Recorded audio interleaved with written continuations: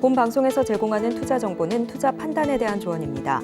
방송에서 제공하는 주식의 가치, 가격 상승 및 하락에 대해서는 방송사에서 보장하지 않습니다. 시청자 여러분 안녕하세요. 오늘을 돌아보고 내일을 준비하는 오늘장 내일장 2부 진행의 백선혜입니다.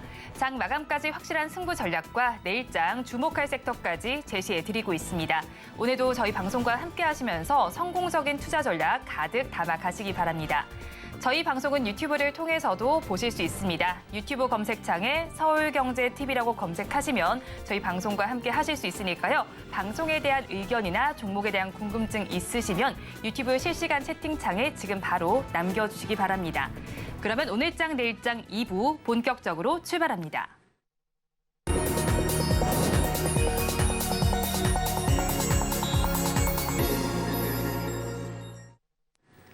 급락하는 종목에 대한 생존 전략을 모색해 보겠습니다. 종목 SOS 시간인데요. 먼저 시황 상황부터 살펴보도록 하겠습니다. 우리 양대 시장은 혼조 양상을 펼치고 있습니다. 양대 시장 중에서는 코스닥 시장이 조금 더 상승폭을 키워가고 있습니다. 1%대 강세를 보여주고 있고요. 반면에 코스닥 시장은 약보합권에 들어가 있는 상황입니다. 이런 상황 속에서 어떻게 급락하는 종목들을 구조하면 좋을지 살펴보도록 하겠습니다. 신한투자증권의 이호석 차장과 연결되어 있습니다. 차장님 안녕하세요. 네, 안녕하십니까. 이호석 차장입니다. 차장님, 저희 급락하는 종목들을 구조해 보기 전에 오늘 시장 상황부터 점검을 하겠습니다. 오늘 시장 어떻게 보시나요? 네, 우선 이제 코스피와 이제 코스닥이 엇갈리고 있다 정도로 생각을 해주시면 될 것 같습니다. 결국 이제 코스피는 조정을 받고 코스닥은 상승하고 있는 이런 모양새들이 조금 나오고 있는데요. 우선 이제 지수가 이 차이에 대한 부분에 대해서 오늘은 중요하게 설명을 드리면 좋을 것 같습니다. 우선 이제 미국 증시에서 금리 인하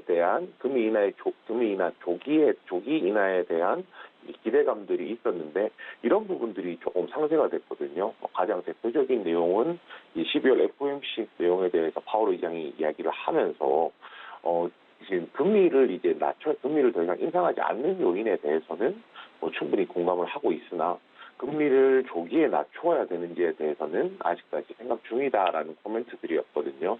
결국 이제 미국 증시가 상승했던 배경들 중에는 금리가 조기 인하될 것이다라는 기대감들이 분명히 존재를 했었거든요. 그런데 그 금리 조기 인하에 대한 기대감들이 줄어들게 되면서 미국 증시도 조정 국면에 들어서게 되었었고요. 그렇게 되면서 자연스럽게 국내 시장도 마찬가지겠죠. 미국 증시가 좋아지면서 비슷한 흐름이 나타날 것이라고 기대했던 코스피 같은 경우에도 오히려 지수 상승에 어느 정도 제한이 걸렸다 정도로 생각해 주시면 되고요. 특히 올해 연초 들어서부터 나오고 있는 양상 중에 하나라고 하면 기관에서 매도세가 굉장히 좀 많이 나오고 있다라는 겁니다. 결국 이제 외국인, 기관, 개인 이렇게 세 개의 수급의 축이라고 했을 때 한 가지 축인 기관에서 매도세가 생각보다 많이 나오고 있는 상황이기 때문에 지수가 힘을 못 받고 있구나 정도로 좀 생각을 해주시면 될 것 같고요. 여기에 플러스해서 저희가 이야기해 볼 것이 있다면은 결국은 코스닥에 대한 내용도 말씀을 드려야 될 겁니다. 코스닥 같은 경우에는 양상이 약간 다르거든요. 코스닥은 일단 기본적으로 종목 구성에 있어서 2차 전지가 좀 중심이 된다라는 점에서 2차 전지 관련주들이 시장을 이끌어가면서 이제 코스닥 지수를 견인하고 있다는 부분도 저희가 좀 생각을 해봐야 될 것 같고요. 그리고 일반적으로 수급의 축이라고 했을 때 코스닥 같은 경우에는 개인들의 수급의 영향을 조금 많이 받게 되는데 작년 연말이죠. 대주주 양도세 이슈 때문에 주식 매수하는 것에 대해서 조금 주저했거나 오히려 비율을 맞추기 위해서 매도했던 물량들이 개인들이 자금들이 연초에 들어서면서부터는 매수세로 돌아서는 상황이거든요. 코스닥에 있어서는 개인도 수급에서 굉장히 중요한 축이라는 점을 생각해 본다면 결국 이제 코스닥은 개인 중심으로서 지수가 견인되는 시장, 코스피 같은 경우에는 기관의 매도세로서 조정을 받는 시장. 그래서 코스피와 코스닥이 엇갈린 양상이 보인다 정도로 생각해 주시면 될 것 같습니다. 우리 양대 시장은 혼조 양상을 펼치고 있습니다. 이런 시장 상황 속에서 더욱더 급락하는 종목들이 있습니다. 2시 30분 기준 급락주들 화면을 통해서 체크해 보겠습니다. 흥하해운을 먼저 살펴보도록 하겠습니다. 어제 해운질 강세가 두드러진 가운데 가장 크게 좀 강세를 보였던 종목입니다. 상한가까지 진입을 하기도 했었는데 오늘 시장에서는 11%가 넘게 빠지고 있습니다. 지금의 주가는 2,865원 선을 가리키고 있습니다. 다음으로 대성에너지를 살펴보겠습니다. 에너지 관련된 종목인데 오늘 시장에서 10% 넘게 빠지면서 9,080원 선을 지나가고 있습니다. 다음으로 두산 로보틱스 살펴보겠습니다.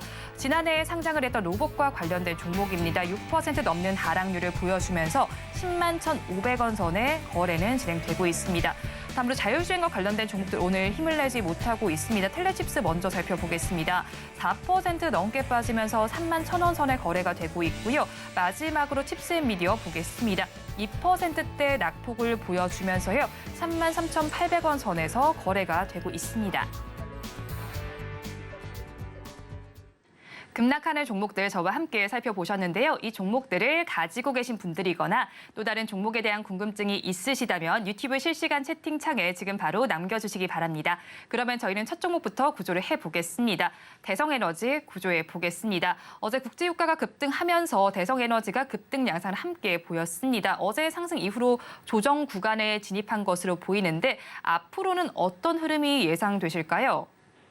네, 우선 방금 말씀해 주신 대로 이제 대성에너지 같은 경우에 국제 유가의 흐름을 이제 많이 따라가는 종목 중에 하나다 정도로 생각해 주시면 될 것 같습니다. 결국 이제 에너지 업종들 전체적으로 어제 영향을 받았고 종목들 중에서 상한가 들어가는 종목이라든지 2% 이상 상승하는 모양새 나오는 종목들이 생각보다 굉장히 많았다는 점 생각을 해보면 될 것 같은데요. 우선 이제 상승하게 된 배경은 이란 폭격이라든지 그에 따른 리비아 유전 폐쇄에 따라서 국제유가가 상승을 했다라는 겁니다. 국제유가가 상승하게 되면 이런 종목들이 어떤 효과를 얻느냐라고 했을 때 이미 위축해놓은 원유 같은 경우에는 기름 같은 경우에는 저렴한 가격이었지만 국제유가가 상승하게 되면은 이런 기름들에 대해서 활용을 할 때 판가를 높일 수가 있다라는 거거든요. 이런 부분에서 영향을 끼쳤다 정도로 생각을 해주시면 될 것 같고요. 오늘 같은 경우 10%대 하락이 나오고 있는데 전일 상승을 했기 때문에 조정 구간에 진입했다 정도로 생각을 해주시면 될 것 같습니다. 중요한 점이라면 결국에는 이런 종목들 같은 경우에 시세 연속성이라는 게 굉장히 중요한데요. 결국 쉽게 말해서 이 종목들은 수급이 조금 어느 정도 방향성을 좌우를 하잖아요. 수급이 쏠려 있을 때 그 다음 날도 수급이 쏠릴 수 있도록 시세 연속성이라는 게 분명히 필요하긴 하지만 그 하루 사이에 이게 지금 국제유가를 급등시켰던 요인들에 대해서 추가적인 기대감이라든지 이런 부분들이 좀 다소 부족했다, 임팩트가 약했다 정도로 생각을 해주시면 될 것 같습니다. 결국 이 종목에 대해서는 지정학적 리스크에 대해서 연속성을 가질 수 있는지 없는지 그 부분에 조금 주안점을 맞춰야 될 것 같고요. 만약에 그런 부분이 조금 부족하다라고 하면은 이 종목을 투자하는데 좀 주의를 해야 될 것이지만 이 부분은 마지막으로 한 가지 더 말씀드리자면 대성에너지 같은 경우에 7광구 개발 시점 작년 11월 정도였죠. 그 보도가 나오면서도 시세가 상승했었던 적이 있었거든요. 결국은 에너지와 관련된 이슈가 생각보다 많다는 점 생각하면서 이런 지정학적 리스크가 연속성을 띠는지 이 부분까지도 같이 한번 체크해 보셨으면 좋겠습니다. 지정학적 리스크가 연속성을 띠는지를 한번 살펴봐야겠습니다. 어제 급등한 이후에 또 급락세를 보이고 있는 만큼 가지고 계신 분들의 마음은 좀 불안하실 수도 있을 것 같습니다. 어떻게 대응을 하면 좋을까요? 네, 일단 버티자 의견 드리겠습니다. 버티자 의견을 드리게 되는 여러 가지 배경 중에 오늘 하락이 생각보다 크긴 합니다. 크긴 하지만 어제 이제 상한가에 못 들어갔던 이유 중에 한 가지가 결국에는 매물대 10,000원 부근에 있었던 매물대에서 물량이 쏟아져 나왔다는 것이고요. 오늘 긍정적으로 볼 수 있는 것은 60일 이동평균선이 아래쪽에 지지선으로 작용을 하고 있기 때문에 조정이 나오긴 했지만 60일 이동평균선 아래까지 내려오지 않고 버티고 있다라는 겁니다. 이런 부분에서 이제 금요일이잖아요. 토요일, 일요일 주말 동안에 국제유가 급등이라는 이제 이런 이슈를 만들어낼 수 있는 내용들이 나왔을 경우에는 시세가 반등할 수도 있기 때문에 버티자 의견 드린다 정도로 생각해 주시면 되고요. 지금 가격은 9,090원입니다. 얼추 지금 차트 보시면 아시겠지만 61선 부근까지 내려와 있죠. 만약에 이 종목에 대해서 신규로 진입을 한다라고 하면 8,200원 드리겠습니다. 61선 부근에서 제시를 해드리지 않는 이유는요. 61선 부근까지 내려와 있는 상황이기 때문에 리스크를 조금 더 줄이기 위해서 이제 8,200원까지 61선 깨지는 것을 가정했을 경우에 신규 진입 목표가 드리는 것이 맞다라고 생각했고요. 손절가는 6,900원입니다. 6,900원이라는 가격은 뭐 작년 9월, 10월쯤 있었던 저가 부근으로 생각을 해주시면 되고요. 만약에 8,200원에서 반등이 나오지 않는다라고 하면 6,900원까지 열려 있는 상황이라서 가격을 그렇게 드렸습니다. 마지막으로 목표가는 9,600원 드리겠는데요. 9,600원이라는 가격은 오늘 오늘 장중 고가랑 비슷한 가격이겠죠. 만약에 이 종목이 시세가 난다라고 하면 이 종목의 특성상 수급이 쏠리면서 오버슈팅이 나올 가능성이 높고요. 그렇다면 61선을 돌파할 수는 있겠지만은 아무래도 앞선 매물까지는 뚫어내는 것이 한 번에 뚫어내는 것이 쉽지는 않다고 생각해서 목표가 9,600원 드리겠습니다. 대성에너지에 대해서 버티자 전략 주셨습니다. 가격 전략 살펴본다면 신규로 진입을 하신다면 8,200원에 해보시고요. 이때 손절 라인은 지난해 9, 10월 저가 부근인 6,900원 잡아주셨습니다. 그리고 목표 주가는 오늘 장중 고가 부근인 9,600원 제시해 주셨습니다. 그러면 저희 다음 종목 구조를 해보겠습니다. 두산 로보틱스를 구조해 보겠습니다. 지난해 상장했던 대여급 종목이었습니다. 그런데 보호 예수 기간이 종료되면서 매물 출회 압력의 약세를 보이고 있습니다. 하지만 이 해제 물량이 아주 크지는 않은 것으로 알고 있습니다. 그렇다면 이 우려감이 좀 과도한 것은 아닐까요? 네, 맞습니다. 우선 이제 방금 말씀해 주셨는데요. 수량으로 치면은 한 44만 주 정도 되거든요. 이게 비율로 치면은 전체 100% 중에서 한 0.68, 0.7% 정도 되는 수량입니다. 3개월 동안 보유 예수됐던 물량들이 매도가 나왔다 생각을 해주시면 되고요. 그렇게 생각하면 생각보다 이 물량이 이제 그렇게 많지 않은데 주가가 빠졌다는 거에 대해서 조금 의아하게 생각하실 수 있을 것 같습니다. 공모가가 29,000원 정도였기 때문에 공모가 대비했을 때 지금 최근 고가 기준으로 하면 약 5배 정도 가까이도 상승을 했었던 거죠. 상승폭이 워낙 컸었기 때문에 차익 실현에 대한 이제 욕구 자체는 분명히 존재를 했을 거고요. 그게 이제 아무래도 주가가 많이 높아지다 보면 이 종목이 고점에서 언제 팔아야 될지에 대한 의문들이 생기고 이제 우려들이 생기게 되는데 그런 부분들을 이 보호예수 해제가 좀 자극했다 정도로 생각을 해주시면 될 것 같습니다. 아무래도 어쩔 수 없는 부분이죠. 보호예수가 풀렸을 때 지금 내가 공모했던 가격보다 가격이 4배, 5배 정도 올라가 있다면은 차익 실현 욕구는 분명히 생길 수 있다라고 생각을 하거든요. 이 부분에 대해서 이게 어떻게 보면 심각할 수도 있겠지만은 비중이 크지가 않아서 그렇게 심각하게 좀 받아들이지는 않고 있습니다. 중요한 것은 이 부분인데요. 과연 보호예수 물량이 매도가 나간다고 해서 두산 로보틱스가 가지고 있는 성장에 대한 비전이라든지 계획이라든지 이런 부분이 바뀐 것이 있느냐를 조금 더 체크를 해봐야 될 것 같거든요. 2022년 기준으로 두산 로보틱스 같은 경우에 글로벌 협동 로봇 시장 점유율 한 4위까지도 수직 상승한 9위에서 4위까지 올라간 거거든요. 굉장히 좀 가파르게 올라왔고요. 협동 로봇으로서 굉장히 이제 업계에서 최다 라인업을 보유하고 있다든지 이런 장점들을 이제 가지고 있습니다. 그리고 앞으로 로봇 시장이 좀 더 커진다는 점도 생각을 해야 되기 때문에 지금 관점에서 저희가 얘기를 해보자면 앞으로 조금 더 성장 계획에는 문제가 없으며 조금 더 이 종목은 긴 관점에서 접근해보자라고 말씀드리겠습니다. 네, 이 종목에 대해서도 보유 관점에서 접근을 해보자라고 말씀을 해주셨는데 그렇다면 저희 가격 전략은 어떻게 잡아가는 것이 좋을까요? 네, 우선 버티자 의견 드리겠습니다. 버티자 의견을 드리게 되는 데는 여러 가지 배경이 있겠지만 현재 가격이 20일 이동평균선 부근에서 지지를 받고 있기 때문입니다. 지금 단기적으로 조정이 나오게 되면 21선 정도에서 조정을 받게 되거나 전 고점 부근에서 조정을 받는 이제 모습들이 나오게 되거든요. 그런데 이제 지금은 21선에서 조정을 받고 있기 때문에 조정 이후 행보 후에 재상승할 수 있는 여지가 있어서 버티자 의견을 드리겠습니다. 만약에 이 종목에 대해서 신규로 진입을 한다라고 하면요, 21선을 지지를 못 받는 순간을 좀 가정을 해봐야 될 것 같거든요. 신규 진입 목표가는 85,000원 드리겠습니다. 이 85,000원이라는 가격은요, 만약에 조정이 나온다라고 했을 때 지난 작년 12월부터 해서 약 한 달 정도 횡보했던 가격대가 85,000원입니다. 이 가격은 이제 이 가격에 매물이 굉장히 많이 쌓여 있다라는 의미가 될 거고요. 그런 관점에서 85,000원 이제 그 신규진입 매수가로 드리겠고요. 손절가는 68,000원 드리겠습니다. 이 종목은 상장한 지 얼마 안 돼서 아직까지 그 이동평균선이 완벽하게 갖춰지진 않았는데요. 68,000원이 현재 만들어지고 있는 60일 이동평균선 부근입니다. 결국 이제 이동평균선의 장기 이동평균선이라는 것은 지지선, 저항선으로 작용을 할 수가 있기 때문에 손절가로 드렸고요. 마지막으로 이제 목표가는 102,000원입니다. 만약에 85,000원에 매수를 한다라고 하면요, 반등이 나왔을 경우에 이제 20일 이동평균선이 저항선으로 작용을 할 수가 있겠죠. 20일 이동평균선이 존재하는 102,000원 목표가 드리겠습니다. 두산 로보틱스에 대해서도 버티자 전략 주셨습니다. 가격 전략 본다면 신규로 진입을 하신다면 지난해 12월부터 한 달 동안 횡보한 가격인 85,000원에 해보시고요. 이때 손절 라인인 61선 부근인 68,000원 잡아주셨습니다. 그리고 목표 주가는 21선에 해당하는 102,000원 제시를 해주셨습니다.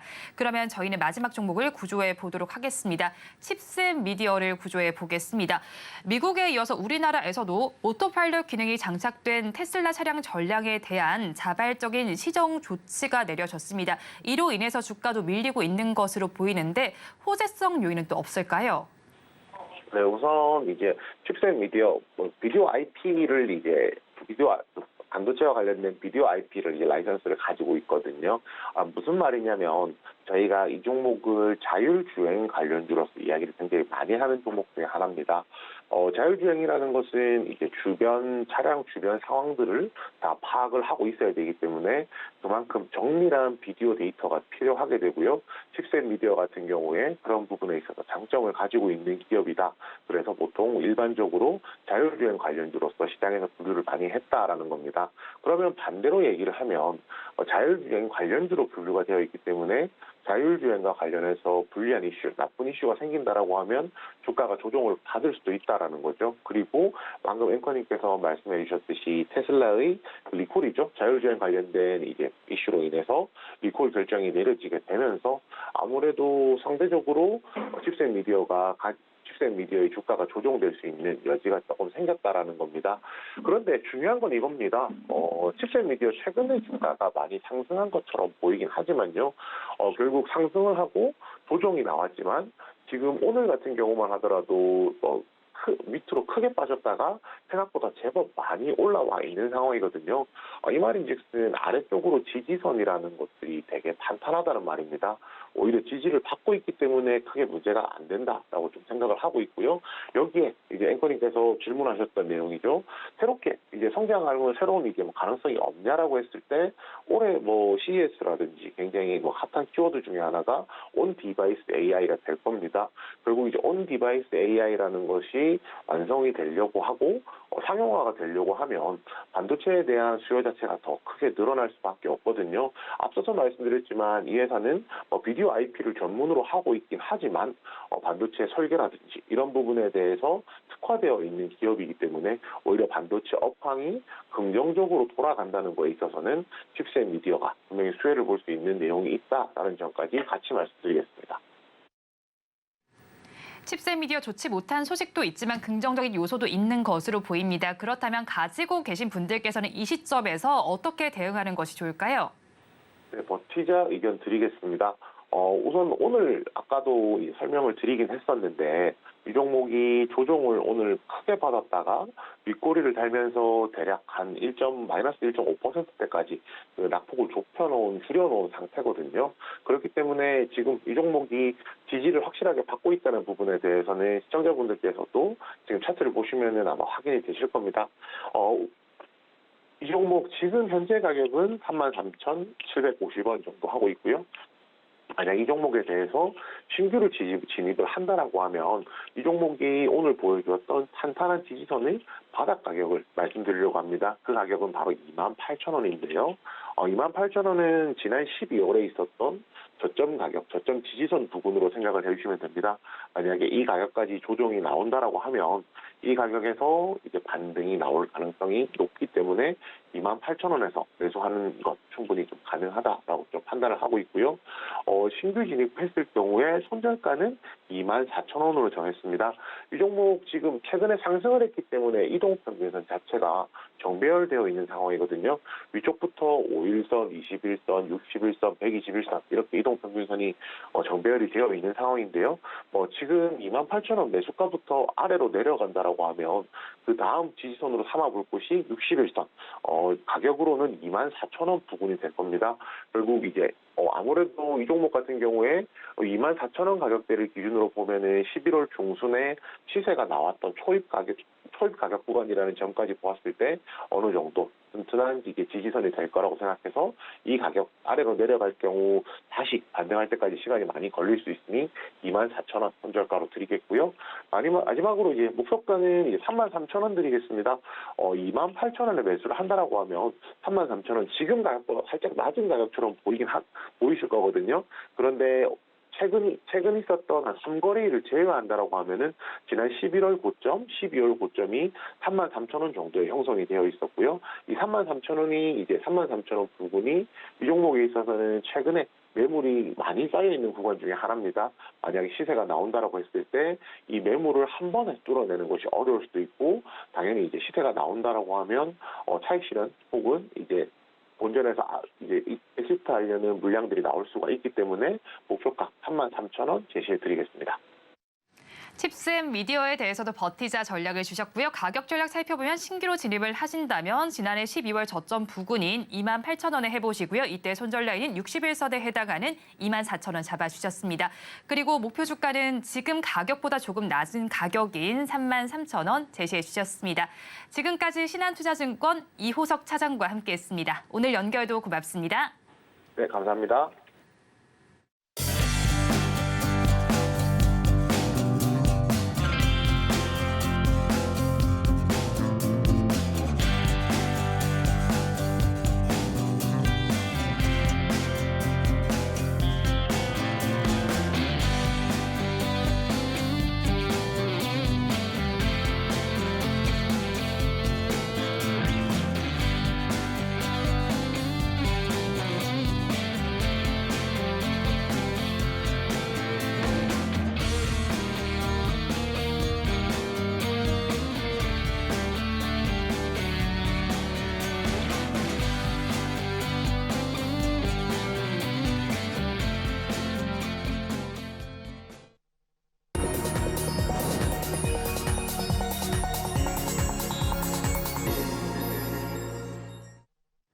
앞서서 급락주에 대한 대응 전략을 살펴봤다면 이번에는 오늘의 매매일지에 성공적인 마침표를 찍어드릴 찬스 종가 베팅 시간입니다. 오늘은 이스토리의 김태성 본부장 나와 있습니다. 어서 오세요.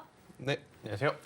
네, 먼저 본부장님과 이 시간에 짚어드렸던 종목 리뷰를 해보겠습니다. 지난해 11월 16일에 공약을 해주신 종목인데 마음 AI가 지금 고가 기준으로 7% 후반대의 수익률이 나오고 있습니다. 이 종목 계속 가져가 봐도 괜찮은 걸까요?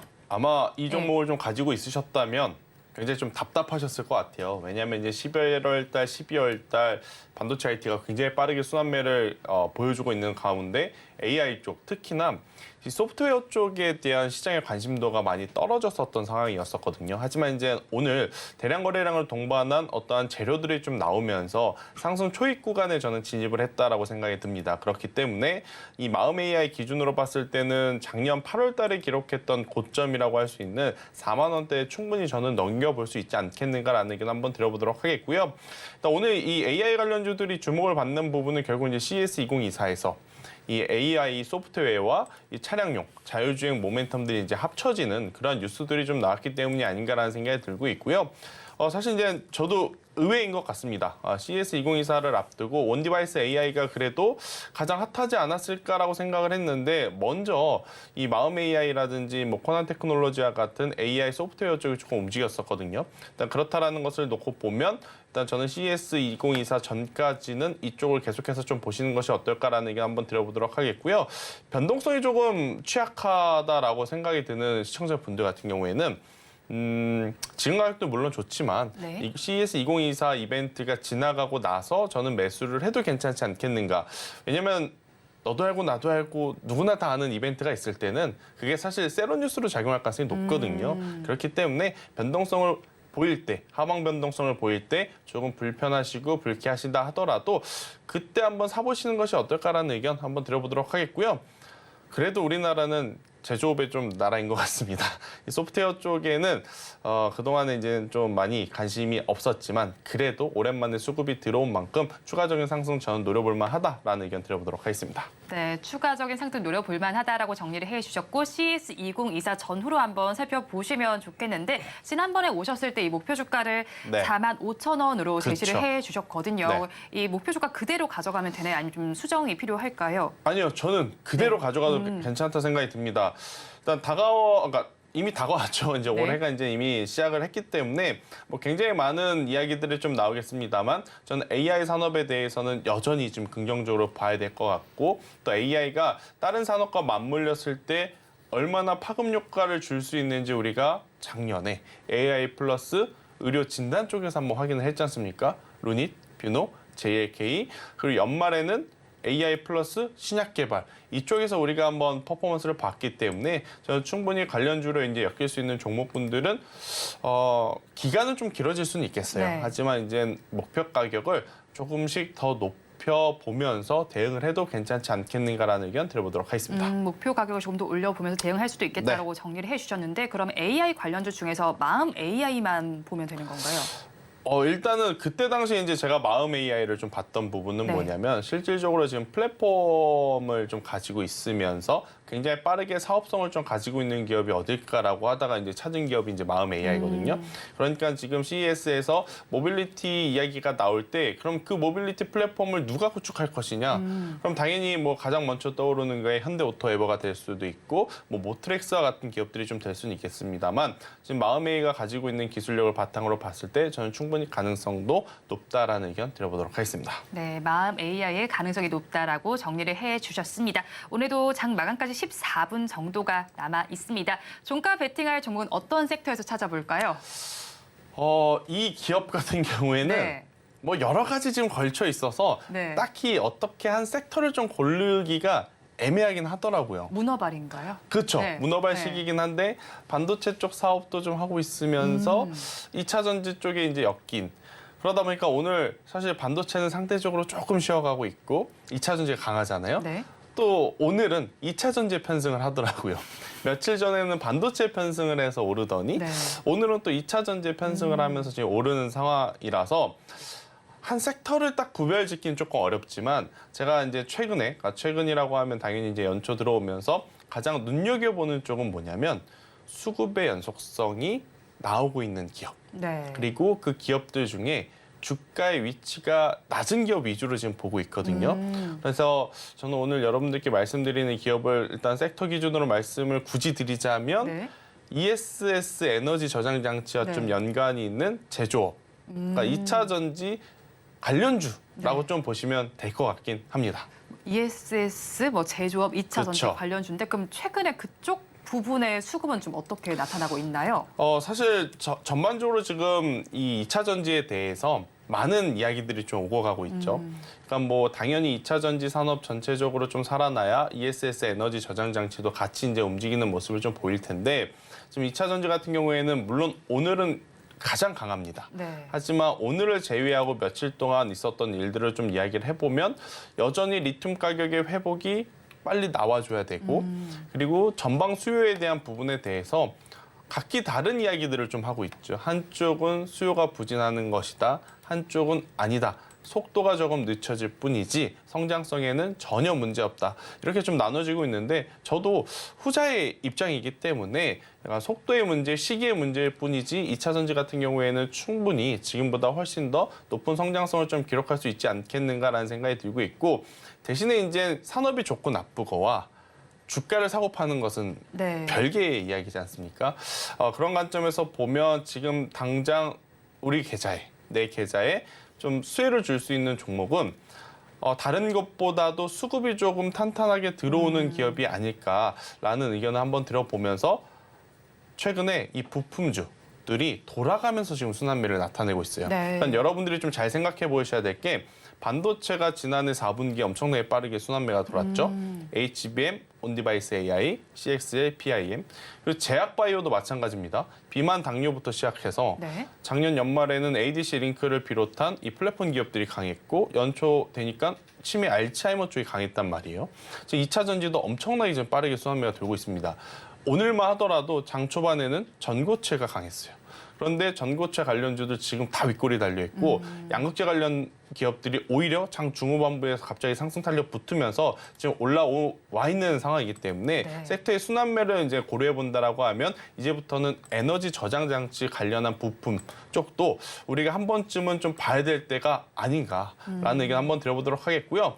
그러니까 ESS 에너지 저장 장치 같은 경우에는 지금 전력 사용량들이 지금 많아지고 있잖아요. 네. 그걸 어디서 우리가 힌트를 얻어내야 되냐면 재룡전기, 재룡산업, HD 현대일렉트릭이 왜 잘 팔렸는지를 우리가 기억해 볼 필요는 있을 것 같습니다. 네. 아무래도 이제 공장들이 많아지고 있고 또 고도화되고 있고 좋은 제품들을 만들어야 되다 보니 전력은 많이 소비하게 되고 그건 우리나라도 마찬가지거든요. 그러면 그 전력을 저장해 놔야 될 공간들도 지금 많아질 수밖에 없어요. 그래서 네. ESS 시장 규모는 계속해서 이제 커져 나가고 있는 상황이기 때문에 그에 따라서 같이 한번 성장할 수 있는 기업을 찾아보는 것도 괜찮지 않겠는가라는 의견 네. 드려보도록 하겠습니다. 네, 점점 성장하는 쪽이기 때문에 그와 관련된 기업을 찾아보면 좋겠다고 말씀을 해주셨어요. 그렇다면 종가 베팅할 종목은 어떤 걸까요?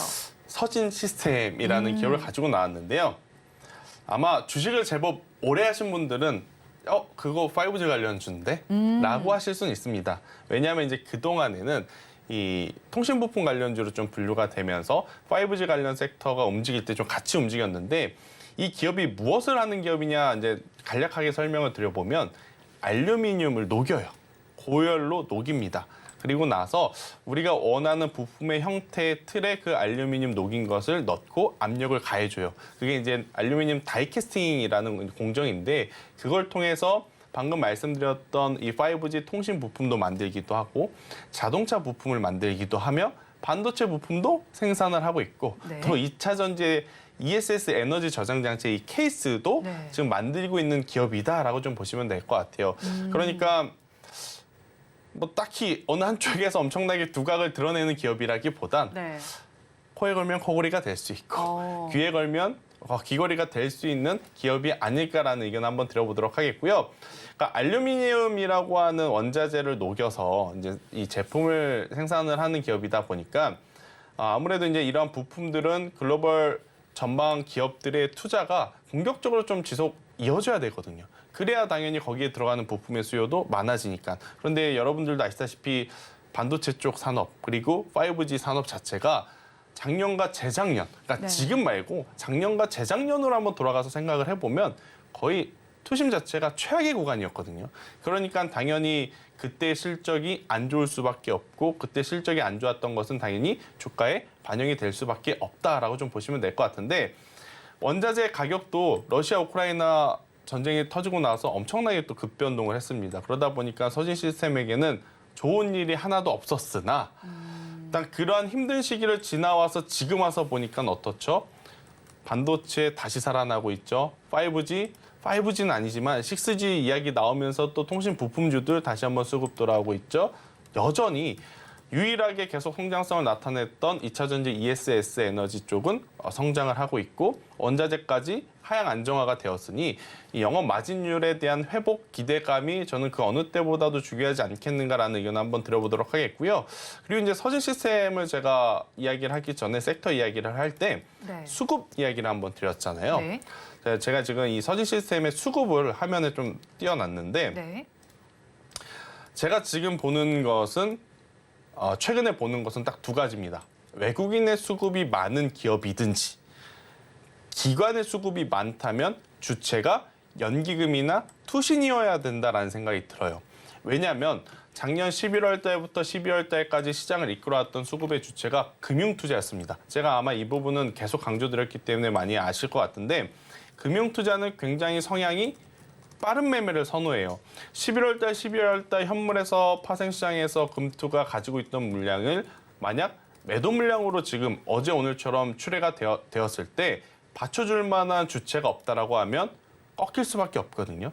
근데 지금 서진 시스템 같은 경우에는 수급 기준으로 보면 외국인들이 최근에 낮은 가격에 위치해 있을 때부터 계속 매수를 해왔다라는 게 가장 중요한 포인트가 될 것 같고 두 번째는 기관 투자자에서 금융 투자의 물량이 많지 않습니다. 투신과 연기금의 물량들이 지금 천천히 보이고 있는 상황이기 때문에 저는 다른 기업들과 여러분들이 지금 관심 있게 보시는 대다수의 이 기업들의 주가는 많이 올라와 있는 상태일 거예요. 네. 그런데 서진 시스템 같은 경우에는 크게 움직임이 없었던 상황에서 지금 모멘텀을 받고 있는 상황이니까 한번 관심 있게 보시는 것도 괜찮지 않겠는가라는 의견 드려보도록 하겠습니다. 네, 그 앞에는 사실 크게 움직임이 없었다고 볼 수 있겠지만 최근 들어서는 그래도 상승 기조를 보이고 그쵸. 있는 상황인데 이 지점에서 접근해도 괜찮은지 궁금한데요. 일단은 시장 지수에 대한 고민을 좀 해볼 필요는 있을 것 같아요. 그러니까 연초 출발은 엄청 셌다가 갑작스럽게 지금 시장의 분위기가 바뀌었잖아요. 특히나 이제 글로벌 시장 기준에서는 애플에 대한 부정적인 이슈가 시장을 조금 어둡게 만드는 그러한 상황이기 때문에 저는 너무 공격적으로라기보다는 지금 현재 19,320원, 그러니까 종가 가격에서부터 이 18,000원 사이 안에서 여러분들이 천천히 이 매수를 해 가시는 게 지금은 맞지 않겠는가라는 의견을 한번 드려보도록 하겠고요. 지금 만약 시장이 우리나라는 오늘 저는 잘 버텼다라는 생각이 듭니다. 네. 하지만 글로벌 증시가 한 번 더 조정이 나오게 된다라고 하면 우리나라 기업들 최근에 이제 올라왔었던 종목군들에게서 차익 매도 물량이 나올 수 있으니 혹시 모를 변동성을 위해서 오늘 종가부터 18,000원이라는 이 하단 가격까지 저는 나눠서 매수를 하시는 게 좋을 것 같다라는 생각이 들고 있고 대신에 이 18,000원 밑으로 내려오게 되면 리스크 관리는 좀 하셔야 된다는 생각이 듭니다. 그래서 이 18,000원 이탈 시에는 손절을 하시는 게 맞지 않겠나라는 의견 한번 드려보면서 상승을 할 때에는 일단 주봉 기준으로 보더라도 정말 움직인 게 하나 없습니다. 물론 뭐 요 며칠 보면 움직였다라고 좀 보일 수는 있겠지만 거의 2년 반 뉴스들은 많았어요. 5G 사업 시작할 거다. 반도체 사이클 돌아올 거다. 2차 전지 사업에도 진출할 거다. 그랬음에도 불구하고 움직이지 않았던 주가가 새롭게 지금 이 ESS 에너지 저장 장치에 대한 모멘텀을 받고 있기 때문에 돌파한다라고 하면 2020년도입니다. 한 3년 전이죠, 벌써. 네. 3년 전에 기록한 고점을 저는 충분히 돌파해서 3만 원이라는 가격대까지도 도달해 줄 수 있지 않겠는가. 대신에 이 업종과 이 기업의 주가의 특성상 하루아침에 뭐 20%, 30% 가기에는 조금은 무거운 종목이거든요. 그래서 이제 천천히 보실 분들에게는 더 적합한 종목 중에 하나가 아닐까라는 의견 드려보도록 하겠습니다.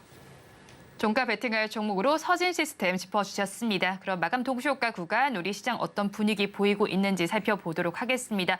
우리 양대 시장 그래도 오늘 반등을 모색하고 있었습니다. 하지만 코스피 시장 약보합권에서 마감을 할 것으로 보입니다. 2,574서대 종가를 쓸 것으로 보이고요.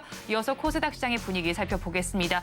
코스닥 시장 오늘 좀 강하게 움직여줍니다. 1.33% 강세를 보여주면서 877선에 마감을 지을 것으로 예상됩니다.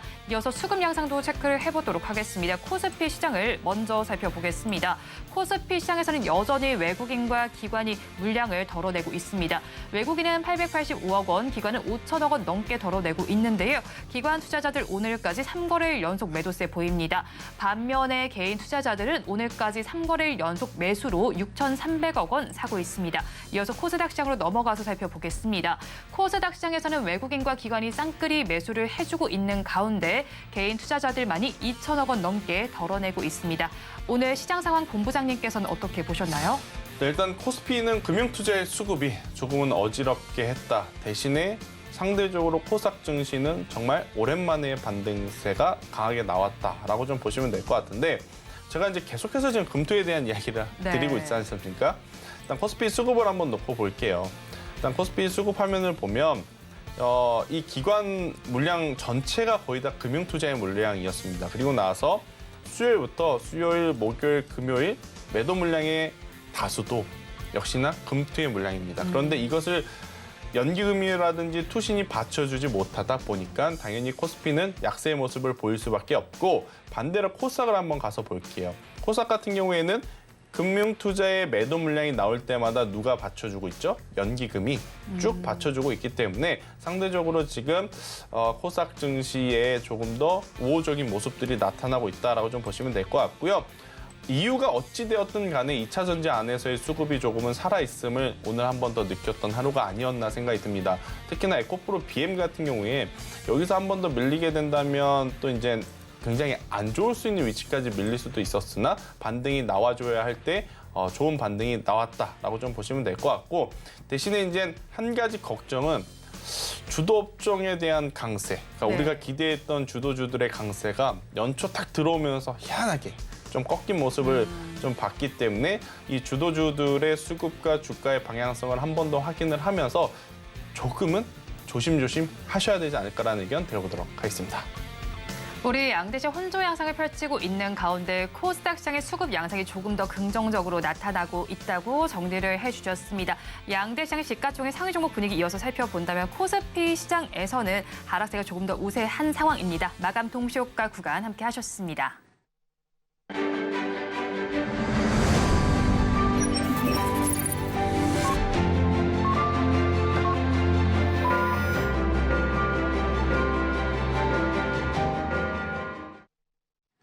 우리 양대시장 오늘은 혼조 양상으로 마감을 했습니다. 업종별로 어떻게 마감을 했는지 살펴보겠습니다. 코스피 시장을 먼저 살펴본다면요.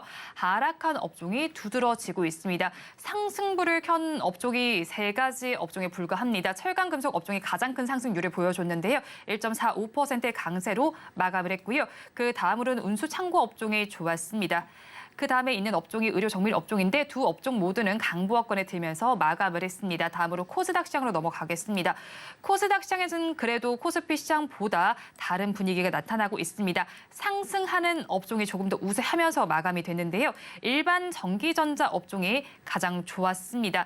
7%대 강세를 보여주면서 마감을 했고요. 그 다음을 이은 업종은 금융업종으로 2%대 강세입니다.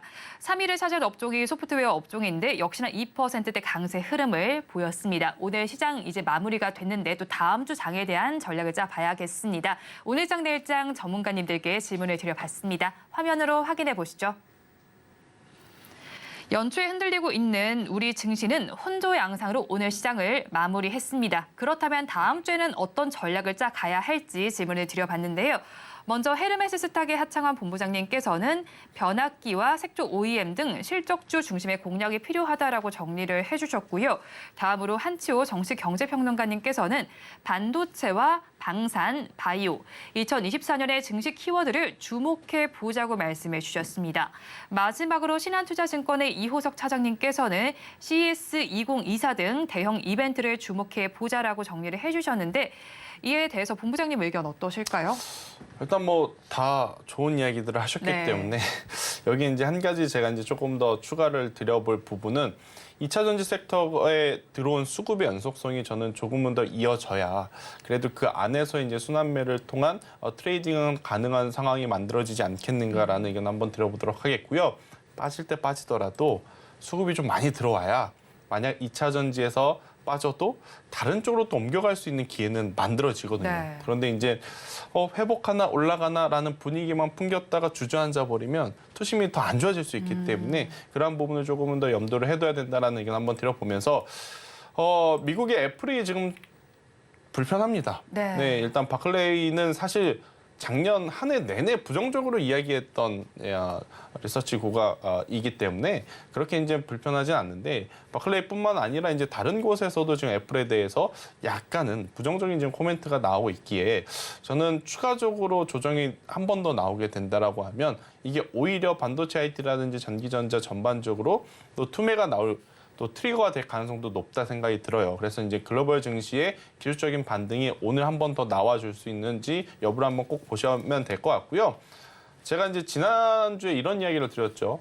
금리 인하에 대해서 우리가 샴페인을 너무 빨리 터뜨렸다. 일단 그것이 어제 미국장에서 한번 확인을 했습니다. 네. 고용 지표가 생각보다 괜찮게 나왔기 때문에 금리 인하에 대한 욕심 살짝 내려놓으시고 지금 가지고 계신 포트폴리오에 대해서 냉철하게 좀 보시면서 금융투자의 수급이 많은지 줄어들었는지 혹은 그것을 대체할 만한 외국인과 연기금 투신의 수급이 들어왔는지 그걸 보시면서 지금 포트폴리오의 압축이 조금은 필요할 때가 아닌가라는 의견까지 한번 들어보도록 하겠습니다. 포트폴리오의 압축이 필요한 시기다라고 정리를 해주셨는데 그럼 어떤 업종으로 좀 압축을 해봐야 할까요? 당장 다음 주에는.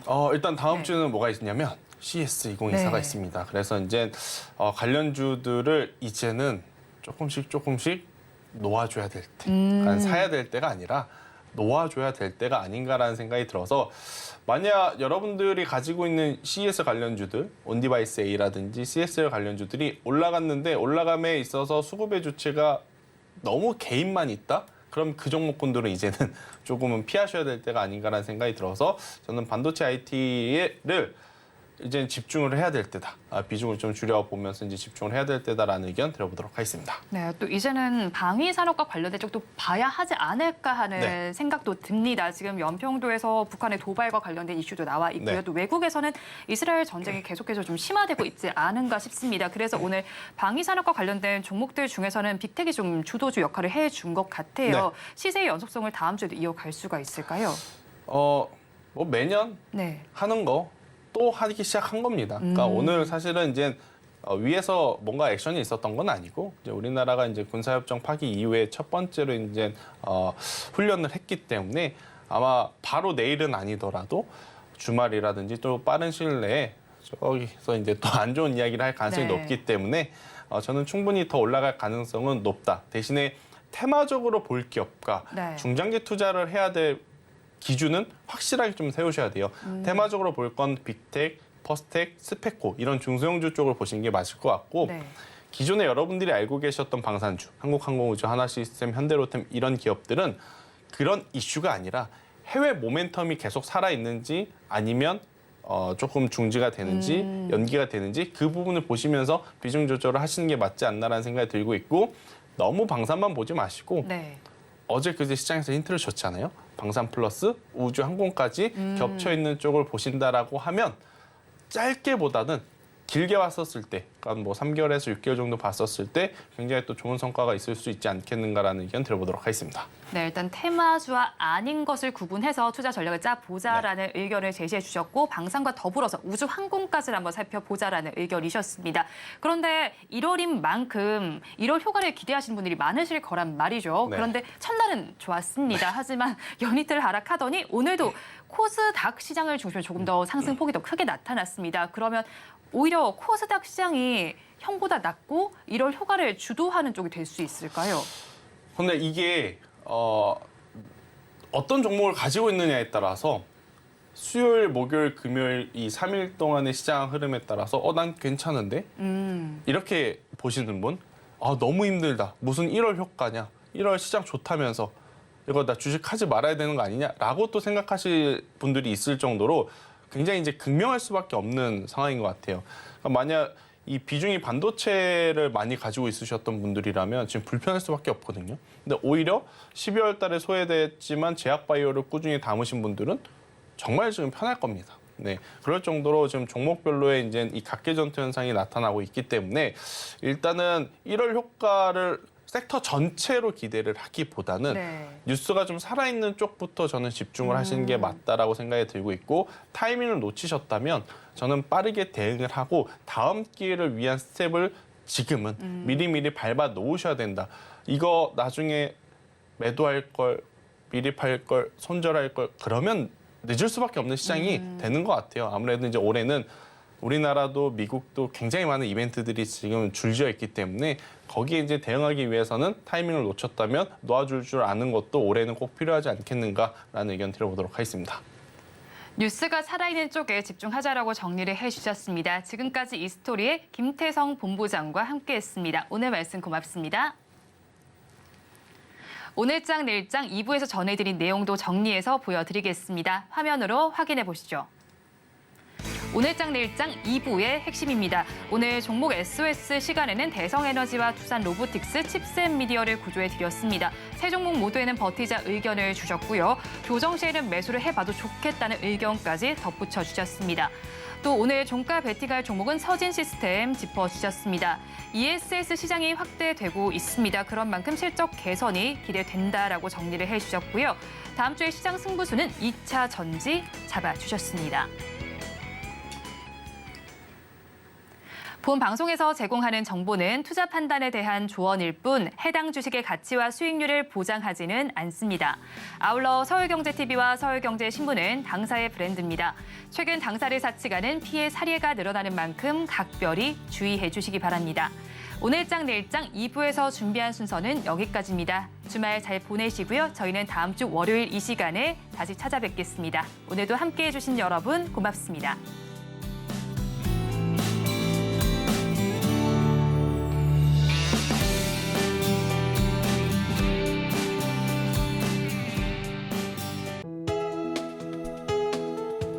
본 방송에서 제공하는 투자 정보는 투자 판단에 대한 조언입니다.